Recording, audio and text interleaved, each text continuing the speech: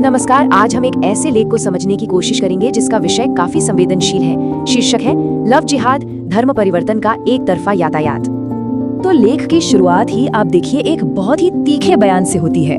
इस्लाम में प्रेम मतलब धर्म परिवर्तन। यही वो लाइन है जो समझिए पूरे लेख के तर्क की नींव रखती है। तो चलिए इसी दावे की परतों को खोलकर देखते हैं। तो सवाल उठता है कि इस लेख का मतलब मेन आर्गुमेंट है क्या? ये क्या कहना चाहता है? ये असल में एक बहुत ही सीधा सवाल उठाता है कि ये वाकई प्यार है या फिर धर्मांतरण का कोई छिपा हुआ एजेंडा। देखिए, इस सवाल को समझाने के लिए लेख एक बहुत ही मशहूर उदाहरण सामने रखता है, अभिनेत्री शर्मिला टैगोर का। उन्होंने मंसूर अली खान पटौदी से शादी करने के लिए इस्लाम कबूल किया और अपना नाम भी बदलकर आयशा बेगम रख लिया। तो लेख यहीं पर पूछता है कि भाई, अगर प्यार सच्चा था तो फिर ये धर्म बदलने की जरूरत ही क्या थी? और हाँ, अगर किसी के मन में ये आए कि शायद ये सब कम पढ़े लिखे लोगों तक ही सीमित है, तो लेख इस बात को भी सिरे से खारिज कर देता है।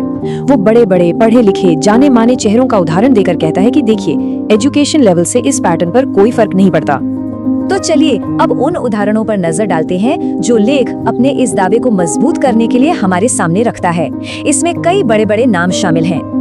तो ये देखिए, लेख यहाँ पर कई हाई प्रोफाइल कपल्स की एक लिस्ट देता है, सैफ अमृता से लेकर उमर अब्दुल्ला पायल नाथ तक। इन सभी मामलों में लेख के अनुसार एक बात कॉमन है, जो नॉन मुस्लिम पार्टनर था उसे शादी के लिए इस्लाम कबूल करना पड़ा। अच्छा, लेख ये भी कहता है कि ये पैटर्न सिर्फ महिलाओं के धर्म बदलने तक ही सीमित नहीं है। यहाँ दो और दिलचस्प मामले सामने रखे गए हैं। एक तो कम्युनिस्ट नेता इंद्रजीत गुप्ता और दूसरे अभिनेता कमलजीत। इन दोनों ने अपनी मुस्लिम पार्टनर के लिए इस्लाम अपनाया। तो लेख का तर्क ये है कि ये जो एक तरफा झुकाव है ये दोनों जेंडर्स में दिखता है। अब बात करते हैं जमीमा गोल्डस्मिथ की। उनकी कहानी तो काफी जानी मानी है। उन्होंने इमरान खान से शादी की, इस्लाम कबूल किया, यहाँ तक कि पाकिस्तान जाकर उर्दू भी सीखी। मतलब उन्होंने उस संस्कृति में ढलने की पूरी कोशिश की। लेकिन लेख के मुताबिक इस सब के बावजूद अंत में नतीजा तलाक ही निकला। इसके बाद लेख भारत के एक बहुत ही ऐतिहासिक और चर्चित कानूनी मामले का जिक्र करता है, शाह बानो केस। इस केस का जिक्र यहाँ पर यह दिखाने के लिए किया गया है कि कैसे लेख के अनुसार पर्सनल धार्मिक कानून यानी शरिया कभी कभी देश के सेक्युलर कानूनों पर भारी पड़ जाते हैं। तो इन सारे एग्जाम्पल्स को, इन सारी कहानियों को एक साथ पिरोकर लेख एक खास कॉन्सेप्ट पर पहुंचता है। वो इससे नाम देता है वन वे ट्रैफिक, या कहीं एक तरफा यातायात। अब ये वन वे ट्रैफिक है क्या? देखिए, इस कॉन्सेप्ट का मतलब बिल्कुल सीधा सा है, जैसा कि लेख में बताया गया है कि इस्लाम में कोई आ तो सकता है लेकिन इसे छोड़कर जा नहीं सकता। और लेख के मुताबिक यही वो सबसे बड़ी वजह है कि इन शादियों में धर्मांतरण हमेशा एक ही तरफ क्यों होता है। और यहाँ पर एक दिलचस्प बात ये भी है कि लेख अपने इस वन वे ट्रैफिक वाले सिद्धांत को सही ठहराने के लिए किसी और का नहीं बल्कि इस्लामिक स्कॉलर जाकिर नाइक का ही हवाला देता है। लेख कहता है कि ये विचार उन्हीं का है। तो कुल मिलाकर लेख का जो असली सवाल है वो नियत पर है, इरादे पर है। उसका कहना है कि अगर दोनों पार्टनर्स को अपने अपने धर्म का पालन करने की आजादी होती तो रिश्ते के पीछे की मंशा पर कोई शक ही नहीं करता। ये जो धर्म बदलने की शर्त है वही सारे सवाल खड़े करती है। अब लेख यहाँ एक तुलना करता है, एक कॉन्ट्रास्ट दिखाता है।